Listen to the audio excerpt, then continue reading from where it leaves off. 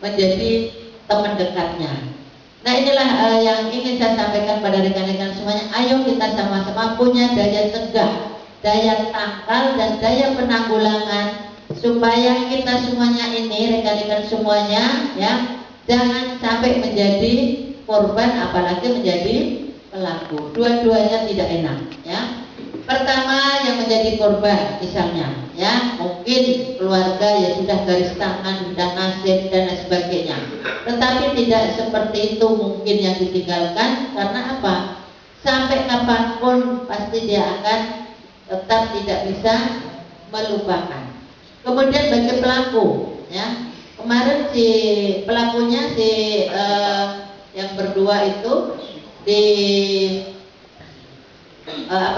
belum divonis ya, baru dituntut oleh kejaksaan, oleh jaksa, yaitu hukuman seumur hidup. Begitu mendengar tuntutan jaksa hukuman seumur hidup, yang menjadi pemikiran atau kepada si pelaku ya, reaksinya apa? Yang lihat berita atau televisi, reaksi si pelaku setelah setelah jaksa menuntut seumur hidup, teriak, histeris, menyesal ya, dan sebagainya. Itulah kira-kira. Jadi ini yang kita sampaikan, supaya apa yang akan kita perbuat itu harus dipikirkan jauh-jauh ya, apa sanksinya dan sebagainya. Mungkin pada saat melakukan perbuatan itu dianggapnya tidak ada orang tahu ya, mungkin dalam suasana gelap, mungkin dalam suasana di jalan tol tidak ada yang tahu, tapi tetap ada yang tahu, yaitu siapa? Yang Maha Kuasa ya.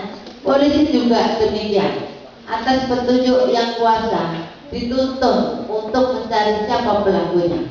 Ditambah juga informasi-informasi dari masyarakat, dari keluarga dan sebagainya, sehingga kedapatan si pelakunya. Banyak kasus-kasus seperti itu. Ya, ada adik dan kakak rebutan HP. Adiknya waktu itu di radio dalam dipegang pakai bantal, kelamaan sehingga sampai tidak bernafas. Ya, banyak kasus-kasus demikian. Rekan-rekan sekalian, inilah yang kami sampaikan supaya kita itu apabila akan melakukan sesuatu hal ya, kita harus berpikir jauh apa kira-kira sanksi dan sebagainya, sehingga memang penyesalan di kemudian hari, penyesalan itu di belakang, tidak ada penyesalan di depan. Coba bayangkan ya, kalau dituntut seumur hidup, dia teriak, dia histeris, dia menyesal. Kenapa saya harus membunuh teman saya sendiri? Ternyata saya menanggung risiko hukuman di dunia seperti ini, belum juga hukuman di akhirat ya. Dunia akhirat akan menanggung hukumannya ya.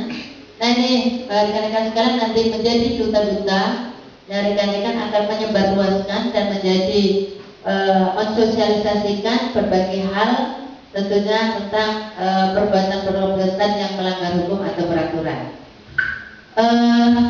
Kasus-kasus pembunuhan banyak sekali, itu tadi kasus yang sedang dalam proses peradilan. Dan kalau bicara masalah pembunuhan, jadi sejak bayi dalam kandungan ibunda sampai lahir, sampai dewasa dan sebagainya, kalau itu dihilangkan nyawanya, itu sudah masuk dalam unsur-unsur pembunuhan. Adik misalnya bayi umur 3 bulan karena tidak dikehendaki, wah saya gugurkan aja, sengaja ya, itu sudah masuk dalam pasal pembunuhan ya. Nah ini rekan-rekan sekalian ya, banyak kasus-kasus pembunuhan lainnya seperti ditemukan seorang bayi masih ada ari-arinya, sering sekali itu, khusus wilayah Jakarta Selatan saja karena saya tahu ya. Pagi-pagi subuh lari-lari tergubah-gubah, Pak polisi, ada bayi Pak di bak sampah ya. Ada satu, ada dua, saya ingat itu 2 hidup ya, karena cepat lapor, mungkin belum lama si orang tua itu menaruh bayinya dan cepat kedapatan atau ketahuan oleh tukang sampah. sehingga cepat datang ke polisian, dicek masih ada tanda-tanda kehidupan, dibawa ke rumah sakit atau puskesmas terdekat. Tolong suster, tolong dokter, ini selamatkan anak ini. Alhamdulillah masih ada yang selamat sampai sekarang dan dipelihara oleh orang yang betul-betul bertanggung jawab dan bahkan lebih dari orang tua kandung. Alhamdulillah ya, itu masih selamat. Tapi masih banyak juga ditemukan ternyata sudah tidak bernyawa. Inilah rekan-rekan sekalian yang perlu menjadi kewaspadaan kita bersama. Jangan sampai ya perbuatan-perbuatan karena malu sehingga dia berpikir pendek, harus kita lenyapkan bayi ini. Nah ini rekan-rekan sekalian ya, lebih baik membunuh daripada malu ternyata ya, karena setelah kedapatan siapa pelaku atau siapa orang tua si jabang bayi ini, begitu di BAP, ya saya malu karena suami saya kepada saya tidak bertanggung jawab. Nah ini rekan-rekan sekalian ya. Kemudian pencurian, kasus-kasus pencurian juga meningkat rekan-rekan sekalian ya.